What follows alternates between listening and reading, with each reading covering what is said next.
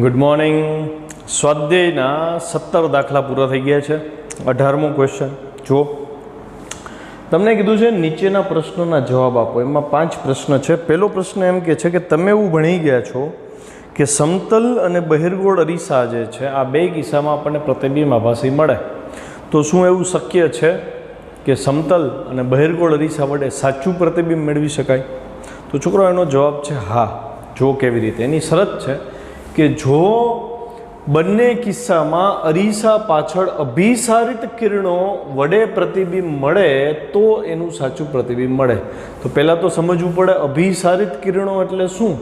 તો મેં તમને કીધું હતું લેન્સના બે પ્રકાર, એક અભિસારી લેન્સ હોય, એક અપસારી લેન્સ હોય. અભિસારી લેન્સ એટલે બહિર્ગોળ લેન્સ. બહિર્ગોળ લેન્સનું કામ છે કિરણોને ભેગા કરવું. તો જે કિરણો ભેગા થતા હોય એને અભિસારિત કિરણો કહેવાય. જે કિરણો છૂટા પડતા હોય એને અપસારિત કિરણો કહેવાય. તો અહીંયા તમે ધ્યાનથી જુઓ, બે કિરણો અરીસા ઉપર આપાત થયા અને અભિસારિત છે. અભિસારિત એટલે અરીસા પાછળ ભેગા થાય છે. અરીસા પાછળ અભિસારિત કિરણો હોય તો આ પ્રતિબિંબને પડદા પર ઝીલવું હોય તો કેવી રીતે ઝીલી શકાય? તો કે તમે જો અહીંયા અભિસારિત થાય છે આ બાજુ, પણ વચ્ચે અરીસો છે, તો આભાસી પ્રતિબિંબ અહીંયા મળે, પણ અહીંથી પાછું રિફ્લેક્શન મળે ને, તો એ રિફ્લેક્ટ થઈને સામે એક્ઝેક્ટ આની સામે વાસ્તવિક પ્રતિબિંબ આપે છે જે આપણે પડદા ઉપર ઝીલી શકાય. બરાબર. આનું બેસ્ટ એક્ઝામ્પલ શું?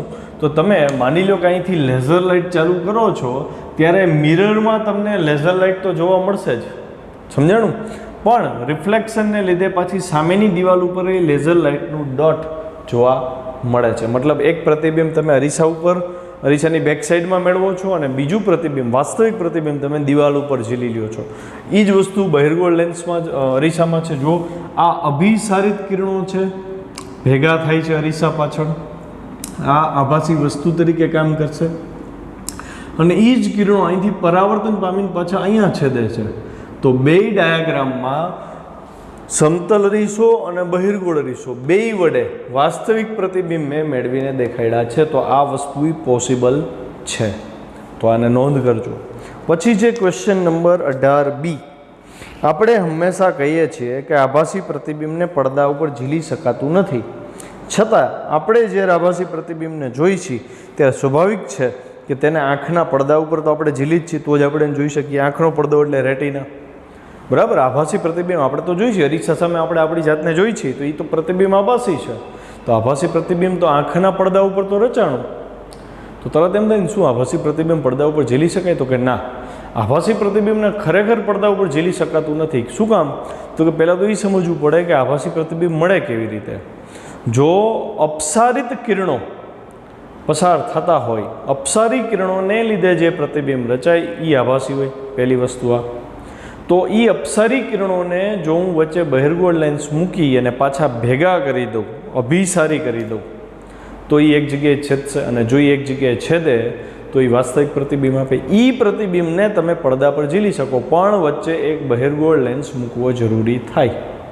તો એ જે પ્રતિબિંબ મળ્યું એ ખરેખર બહિર્ગોળ લેન્સ વડે મળ્યું એટલે એ વાસ્તવિક થઈ શકે. જે આભાસી પ્રતિબિંબ હતું એને તો પડદા ઉપર ઝીલી શકાતું નથી. અને જે આપણી આંખમાં થાય છે, તો આંખનો જે લેન્સ છે એ ખરેખર બહિર્ગોળ લેન્સનું કાર્ય કરે છે. તમે જ્યારે આભાસી વસ્તુ જુઓ છો તો એ અપસારી કિરણો છે, એ અપસારી કિરણોને આપણી આંખનો લેન્સ અભિસારિત કરે છે, બેને ભેગા કરી દે છે અને એ ભેગા થઈને રેટિના ઉપર છેદે છે, એટલે આપણે એ વસ્તુને જોઈ શકીએ છીએ. એટલે આપેલા વિધાનમાં કોઈ જ વિરોધાભાસ છે નહીં, વાસ્તવિકતા છે. બરાબર. આમાં જો શાબ્દિક રીતે વર્ણન દેવું હોય તો જ્યારે પરાવર્તિત કે વક્રીભૂત કિરણો અપસારી હોય ત્યારે પ્રતિબિંબ આભાસી હોય. યોગ્ય અભિસારી લેન્સ વડે એટલે કે યોગ્ય બહિર્ગોળ લેન્સ વડે આ કિરણોને પડદા પર કેન્દ્રિત કરીએ તો પ્રતિબિંબ પડદા પર ઝીલી શકાય. આંખનો લેન્સ આ જ કાર્ય કરે છે. યાદ રાખવું કે આભાસી પ્રતિબિંબના સ્થાને પડદો છે નહીં, એટલે આભાસી પ્રતિબિંબ ક્યારેય પડદા પર ઝીલી શકાય નહીં. બીજો બહિર્ગોળ લેન્સ મૂકો તો શક્ય બને. આપેલ વિધાનમાં કોઈ વિરોધાભાસ નથી. પછી સી કે છે પાણીની અંદરથી એક વ્યક્તિ તળાવના કિનારે ઊભેલા એક માછીમારને ત્રાંસી આંખથી જુએ છે. તો તેને માછીમાર ખરેખરી ઊંચાઈ કરતાં લાંબો દેખાશે કે ટૂંકો દેખાશે? તો ડાયાગ્રામ જો, અહીંયા જે એક વ્યક્તિ હતો, પાણીની અંદર એક વ્યક્તિ છે, બરાબર. અહીંયા એક માછીમાર ઊભો છે, આ માછીમાર ઊભો છે.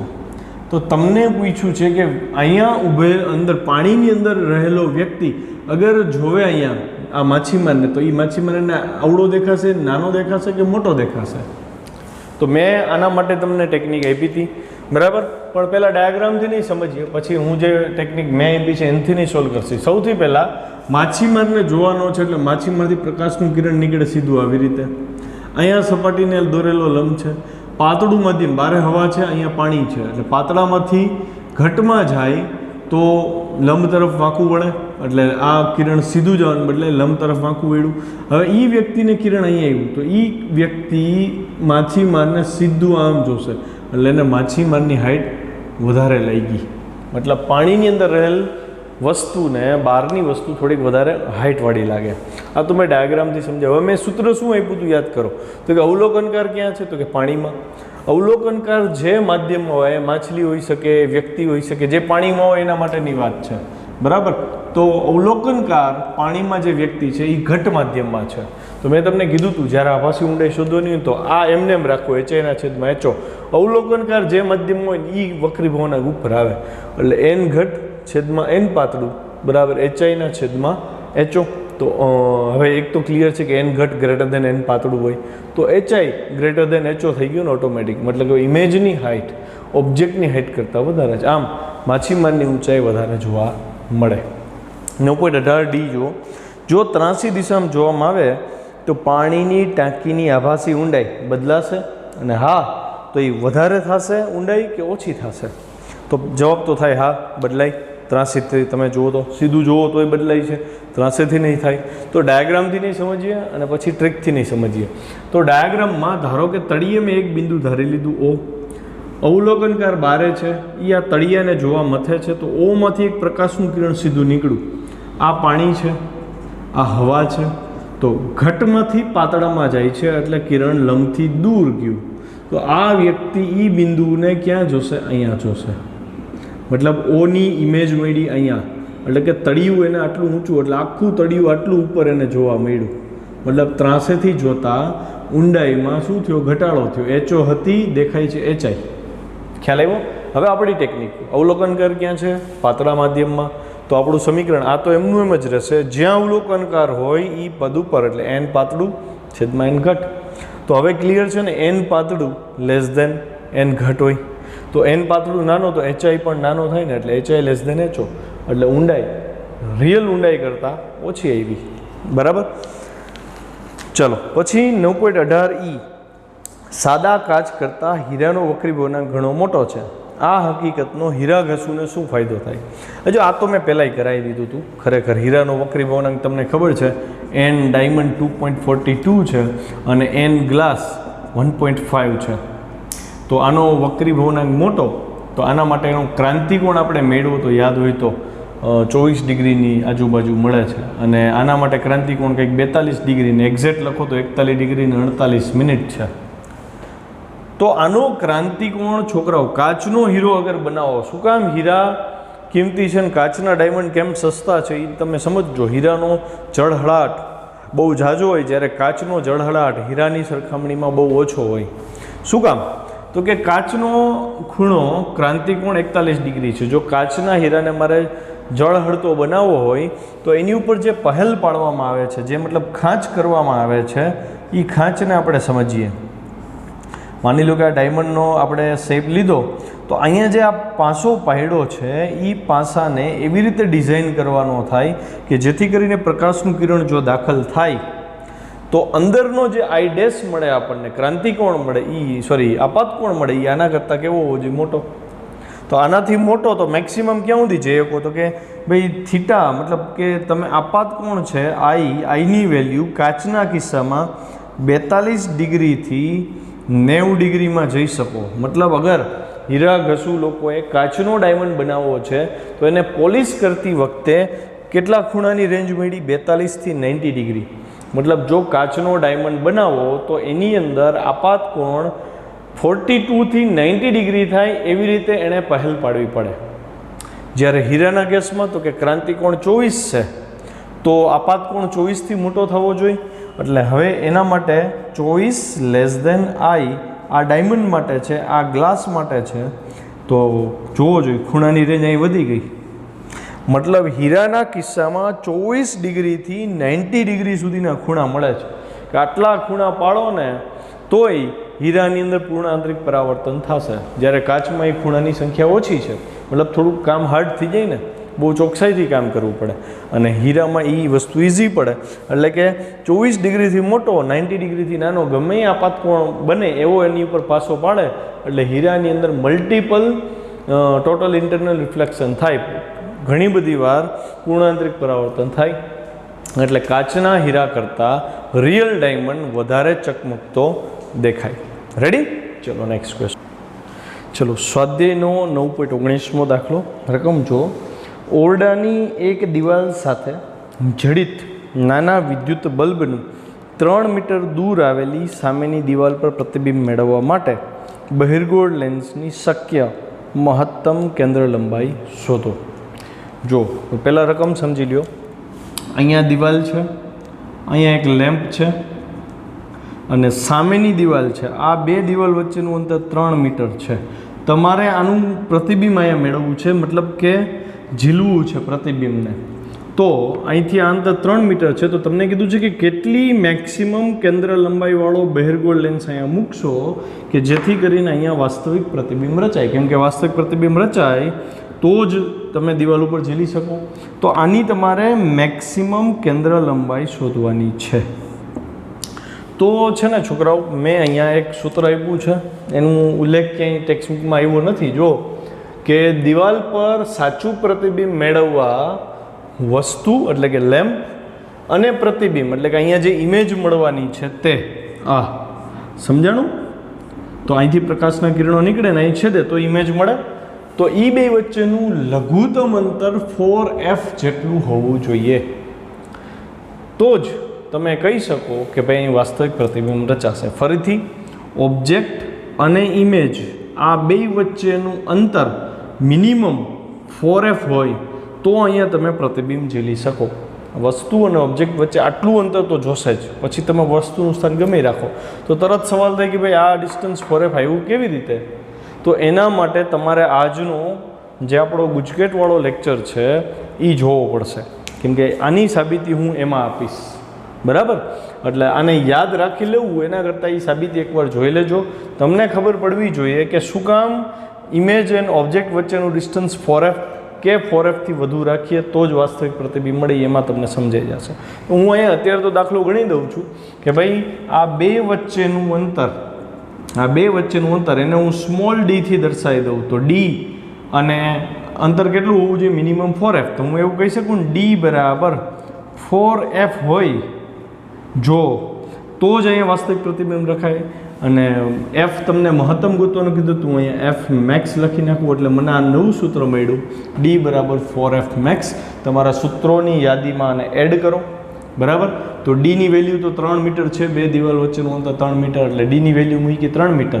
આ 4 એફ મેક્સને કરતાં બનાવ્યું એટલે 3/4 એટલે 0.75 મીટર.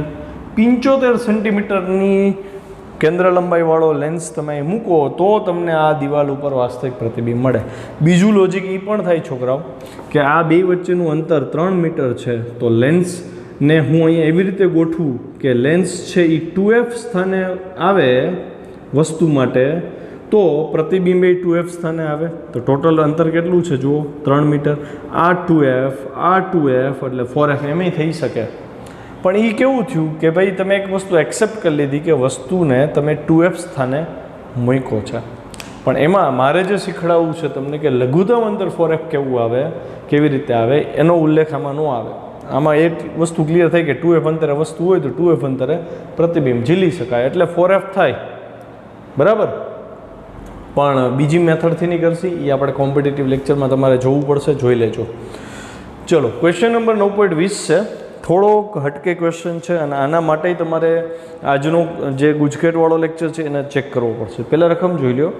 વસ્તુથી 90 સેન્ટીમીટર દૂર એક પડદો છે અને એકબીજાથી 20 સેન્ટીમીટર અંતરે આવેલા હોય એવા બે સ્થાન આગળ તમારે એક લેન્સને વારાફરતી મૂકવાનો છે. રકમ સમજો, બે લેન્સ નથી, એક જ લેન્સ છે, પણ બે અલગ અલગ સ્થાન ઉપર મેળવવાના છે. અને તમને કહે છે કે દર વખતે પ્રતિબિંબ જે છે ને એ પડદા ઉપર જ મળે છે. તો પહેલાં ડાયાગ્રામથી સમજો. અહીંયા ઓબ્જેક્ટ છે, વસ્તુ અહીંયા રાખી છે આપણે, અને પડદો છે. જ્યાં પડદો હોય અહીંયા પ્રતિબિંબ રચાય, મતલબ અહીંયા ઇમેજ રચાય છે એવું આપણે સ્વીકારીએ. તો અહીંથી આ જે અંતર છે એ તમને 90 સેન્ટીમીટર આપી દીધું છે. આ અંતર કેટલું આપ્યું છે એને હું કેપિટલ ડી થી દર્શાવી દઉં. તો ડી બરાબર તમને આપ્યું છે 90 સેન્ટીમીટર. પછી તમને એમ કહે છે કે ભાઈ આખા રસ્તાની વચ્ચે બે સ્થાન નક્કી કરો. ધારો કે એક સ્થાન એ છે, જો મેં લેન્સને અહીંયા ગોઠવો તોય વાસ્તવિક પ્રતિબિંબ રચાણું. સમજો ફરીથી, મેં લેન્સને અહીંયા ગોઠવો તોય અહીંયા વાસ્તવિક પ્રતિબિંબ રચાય છે, અને લેન્સને ખસેડીને હું 20 સેન્ટીમીટર અંતરે ખસેડીને બીજે ગોઠવું છું તોય મને વાસ્તવિક પ્રતિબિંબ મળ્યું. મતલબ જ્યારે ઓબ્જેક્ટ અને ઇમેજ વચ્ચેનું ડિસ્ટન્સ ફિક્સ હોય, મતલબ આ બેને ખસેડવાના નથી, તમે લેન્સને ખસેડી શકો છો તો લેન્સના બે સ્થાન એવા મળશે જ કે જેથી વાસ્તવિક પ્રતિબિંબ પડદા ઉપર ઝીલાય. તો બહુ અગત્યનો મુદ્દો છે છોકરાઓ. ફરીથી, ઓબ્જેક્ટ અને ઇમેજ બે વચ્ચેનું અંતર અચળ રાખી દઈ અને લેન્સને ખસેડી બેયની વચ્ચેના ભાગમાં, તો લેન્સના બે સ્થાન એવા મળશે જ કે જેમાં દર વખતે પ્રતિબિંબ પડદા ઉપર રચાય, એટલે કે સાચું પ્રતિબિંબ મળે. બરાબર છે? તો એવા કિસ્સામાં તમારે લેન્સની ફોકલ લેન્થ, પછી બે લેન્સ વચ્ચેના અંતરને હું કહી દઉં છું એક્સ બરાબર 20 સેન્ટીમીટર આપ્યું છે એને, અને ઓબ્જેક્ટ અને ઇમેજ વચ્ચેનું અંતર છે કેપિટલ ડી. બે લેન્સ વચ્ચેનું અંતર એક્સ, ઓબ્જેક્ટ ઇમેજ વચ્ચેનું અંતર ડી, અને આની ફોકલ લેન્થ એફ. આ ત્રણેય વચ્ચે ખાસ સંબંધ આવે છે. એ સંબંધ મેં આપ્યો છે એફ બરાબર d² - x²/4d. તો આની સાબિતી આ કેવી રીતે આવે એ સાબિતી પણ આજના ગુજકેટના લેક્ચરમાં જોવા મળશે. તો આજનો લેક્ચર આજના દિવસમાં જોઈ લેજો. બરાબર છે? જો ફરીથી અહીં વસ્તુ અને પડદા વચ્ચેનું અંતર ડી બરાબર 90 સેન્ટીમીટર છે. લેન્સના બંને સ્થાન વચ્ચેનું અંતર એબી બરાબર 20 સેન્ટીમીટર છે. એક્સ કહી દીધો. કેન્દ્ર લંબાઈ એફ છે. તો આ કિસ્સામાં લેન્સની કેન્દ્ર લંબાઈ એફ અને ડી વચ્ચેનો સંબંધ એફ બરાબર d² - x²/4d છે. ડીની વેલ્યુ 90, એક્સની વેલ્યુ 20, બધું સેન્ટીમીટરમાં જ લઉં છું. 4 × d. ડીની વેલ્યુ અહીંયા શું છે 90. ખ્યાલ આવ્યો? તો 90નો વર્ગ 8100 - 20નો વર્ગ 400, આ 4 × 90. તો 8100માંથી 400 બાદ થાય એટલે 7700 ભાગ્યા 4 × 90. કેલ્ક્યુલેટ કરો, 21.38 સેન્ટીમીટરની ફોકલ લેન્થ આવી. મતલબ જો હું આ લેન્સની ફોકલ લેન્થ 21.38 રાખું તો મને બે ડિસ્ટન્સ ઉપર અલગ અલગ 20 સેન્ટીમીટરે લેન્સને મૂકતા મને દર વખતે પ્રતિબિંબ અહીંયા રચાતું જોવા મળે. ખ્યાલ આવ્યો? ચલો હવે કોમ્પિટિટિવ માટે રેડી.